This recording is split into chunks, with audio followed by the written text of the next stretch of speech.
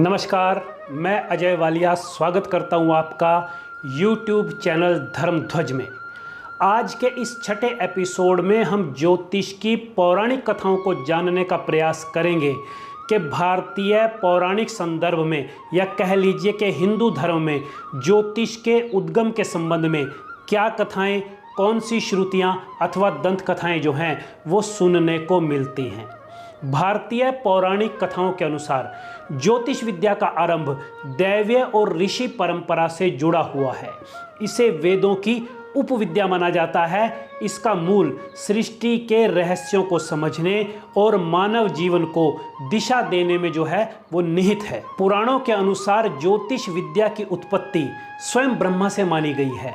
ब्रह्मा ने सृष्टि की रचना के बाद ग्रहों, नक्षत्रों और कालचक्र की गणना की, जिससे ज्योतिष का आधार बना। उन्होंने ये ज्ञान आगे देवऋषि नारद को प्रदान किया, जिन्होंने इसे अन्य ऋषियों और मानव जाति तक पहुंचाया। नारद पुराण में ज्योतिष के सिद्धांतों का उल्लेख मिलता है। ज्योतिष शास्त्र के क्लासिकल अर्थात शास्त्रीय ग्रंथ भृगु संहिता के अनुसार महर्षि भृगु को ज्योतिष शास्त्र का प्रणेता, रचयिता, निर्माता या कह लीजिए कि संस्थापक कहा जाता है। भृगु संहिता के अनुसार महर्षि भृगु ने ग्रहों के प्रभाव और मानव कर्मों के आधार पर भविष्यवाणी की एक विस्तृत प्रणाली विकसित की थी। भृगु संहिता में लाखों लोगों की कुंडलियों का उल्लेख है, जो आज भी ज्योतिषियों द्वारा उपयोग की जाती है। ऐसा माना जाता है कि भृगु ने यह ज्ञान भगवान शिव और उनके ज्येष्ठ पुत्र भगवान स्कंद अर्थात भगवान कार्तिकेय से प्राप्त किया था। महर्षि भृगु के बाद जिस ऋषि को ज्योतिष का वास्तविक पितामह माना गया है वो है महर्षि पराशर, जिन्होंने बृहत पराशर होरा शास्त्र की रचना की। बृहत पराशर होरा शास्त्र को ज्योतिष का आधारभूत ग्रंथ माना गया है, जिसके आधार पर आज भी ज्योतिष के विद्यार्थी इस दैवीय विद्या को सीखने की शुरुआत करते हैं। पौराणिक कथाओं के अनुसार महर्षि पराशर को यह ज्ञान भगवान विष्णु और अन्य देवताओं से प्राप्त हुआ था। उनके पुत्र वेदव्यास ने भी इस विद्या को आगे संरक्षित और प्रचारित किया। स्कंद पुराण और अन्य ग्रंथों में नवग्रहों जैसे सूर्य, चंद्र, मंगल, बुध, बृहस्पति, शुक्र, शनि, राहु और केतु की उत्पत्ति और उनके मानव जीवन पर प्रभाव डालने की कथाएं जो है वो मिलती हैं। सूर्य को ग्रहों का राजा माना जाता है और उसकी पूजा से ज्योतिषीय दोषों का निवारण होता है। इसी प्रकार समुद्र मंथन की कथा में राहु और केतु की उत्पत्ति अमृत के लिए देवासुर संग्राम से जुड़ी हुई है, जो आगे चलकर ग्रहों के रूप में स्थापित हो गए। मैं पहले भी 2-3 बार बता चुका हूं कि ज्योतिष को वेदों का अंग यानी वेदांग माना जाता है। ऋग्वेद और यजुर्वेद में ग्रह, नक्षत्रों और काल गणना का उल्लेख है। ये विद्या यज्ञ और धार्मिक अनुष्ठानों के लिए समय निर्धारण में उपयोगी थी। शुरू में ऋषियों ने इसे मानव जीवन के कल्याण के लिए जो है वो व्यवस्थित किया था।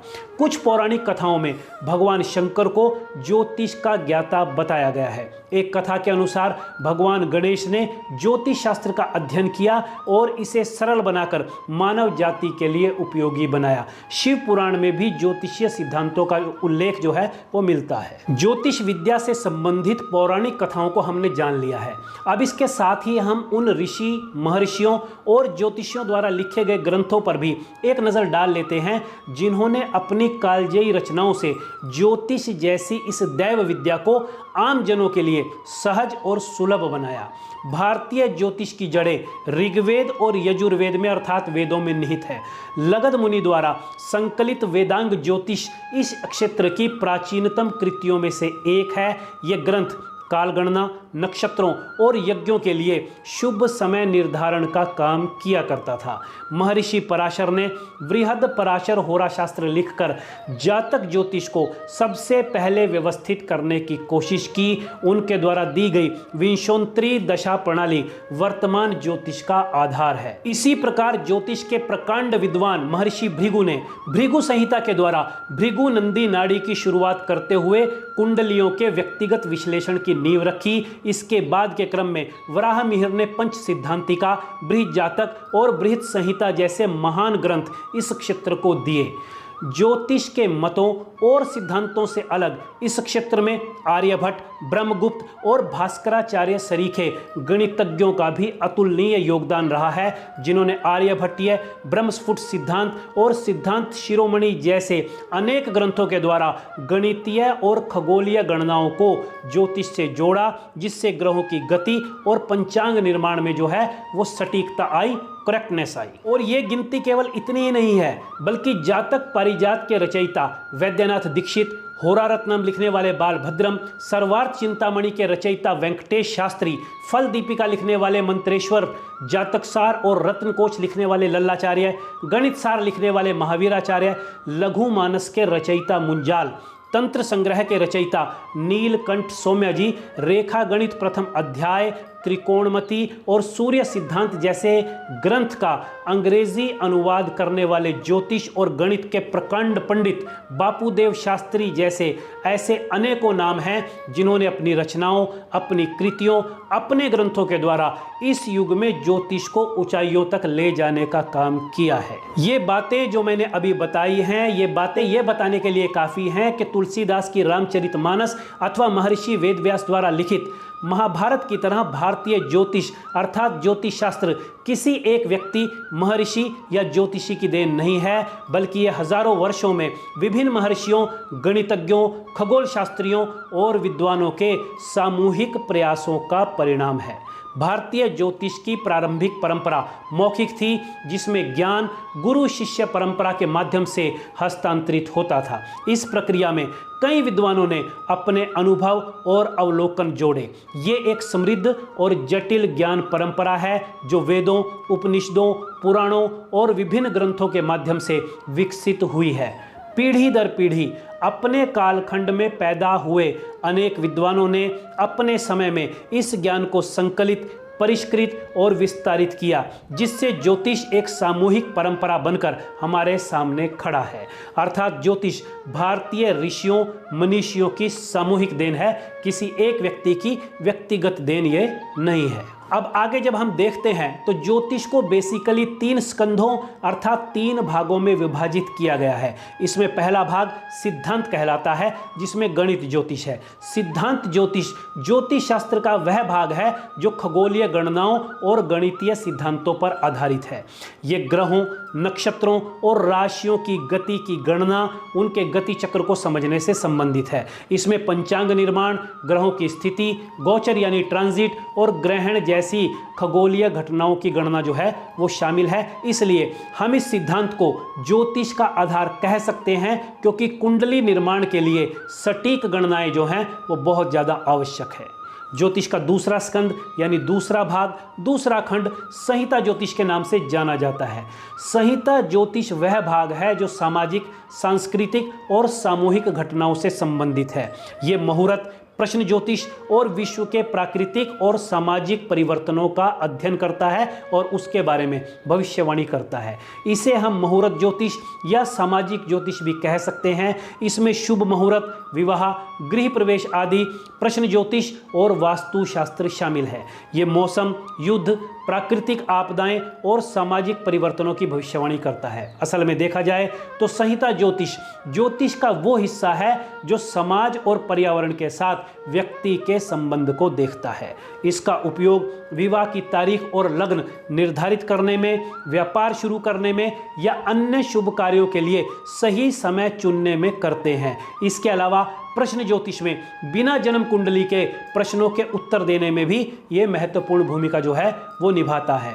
इसी प्रकार ज्योतिष का जो तीसरा स्कंध है वो होरा ज्योतिष है, जहां पर व्यक्तिगत जन्म कुंडली के विश्लेषण और भविष्यवाणियां की जाती हैं। आज के समय में ज्योतिष का यही हिस्सा सबसे ज़्यादा लोकप्रिय है। इसे ही हम आज के समय में फलित ज्योतिष अर्थात प्रिडिक्टिव एस्ट्रोलॉजी के रूप में जानते हैं। इसमें ग्रहों, भावों, राशियों और नक्षत्रों के संयोजन के आधार पर व्यक्ति के जीवन के विभिन्न पहलुओं की भविष्यवाणी की जाती है।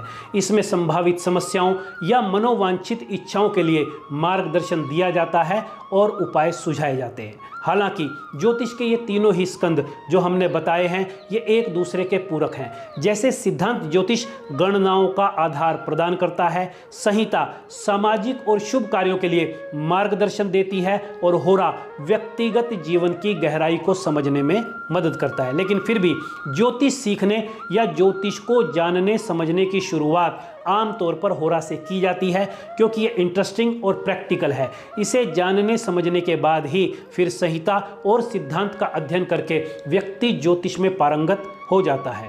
अब यदि हम होरा ज्योतिष या फलित ज्योतिष की किसी भी व्यक्तिगत विधा किसी भी शैली में जाएं, तो वहां पर आप फलित ज्योतिष के इस महल को, ज्योतिष की इस सुंदर इमारत को मुख्यतः 4 मूल तत्वों रूपी आधार स्तंभों पर खड़ा हुआ पाओगे। ये 4 मूल तत्व कौन से हैं? पहले नंबर के ऊपर ग्रह हैं, जिनकी संख्या भारतीय ज्योतिष में 9 मानी गई है।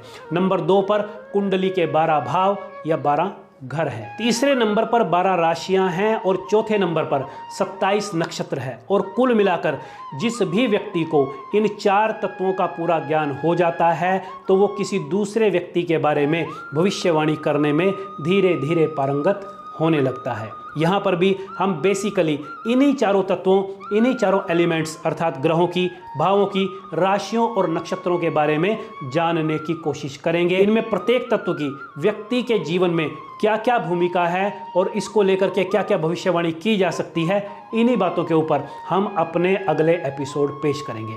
इन चारों तत्वों के बारे में सनातन ज्योतिष अर्थात वृहद पराशर होरा शास्त्र क्या कहता है, लाल किताब क्या कहती है, भृगुनंदी नाड़ी और आधुनिक ज्योतिष या पाश्चात्य ज्योतिष इन तत्वों के बारे में क्या कहता है, थोड़ी थोड़ी बात हम इसके बारे में भी करेंगे। तो अगले एपिसोड से हम इन्हीं चारों तत्वों को जानने की प्रक्रिया की शुरुआत करेंगे। फिलहाल आज के एपिसोड में इतना ही। जल्द मिलेंगे अगले एपिसोड के साथ। तब तक के लिए आज्ञा दीजिए। नमस्कार।